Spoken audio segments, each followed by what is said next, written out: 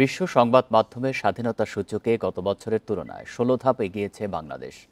তবে এবারও এই সূচকে বাংলাদেশের স্বাধীন সাংবাদিকতার পরিস্থিতি বেশ গুরুতর হিসাবে চিহ্নিত করা হয়েছে। বান্ডেল থাকলে প্রতি সেনমানিতে টাকা বাঁচবে। বিকাশ সেনমানি বান্ডেল কিনে জিতুন প্রতি লেনদেনে।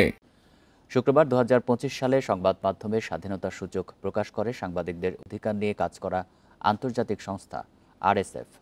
এতে ১৮০টি দেশের মধ্যে বাংলাদেশের অবস্থান ১৪৯তম, স্কোর ৩৩.৭১। ২০২৪ সালের সূচকে বাংলাদেশের অবস্থান ছিল ১৬৫তম। আরএসএফের এবছরের সূচকে দক্ষিণ এশিয়ার দেশগুলোর মধ্যে সবচেয়ে এগিয়ে নেপাল, ৯০তম অবস্থানে আছে দেশটি। এছাড়া সূচকে ভারতের অবস্থান ১৫১তম, পাকিস্তানের ১৫৮তম এবং ভুটানের ১৫২তম। ২৩ বছর ধরে সংবাদ মাধ্যমের স্বাধীনতা নিয়ে বার্ষিক সূচক প্রকাশ করছে আরএসএফ। তবে এবার সংবাদ মাধ্যমের স্বাধীনতা সর্বনিম্ন অবস্থানে পৌঁছেছে বলে জানায় প্রতিষ্ঠানটি।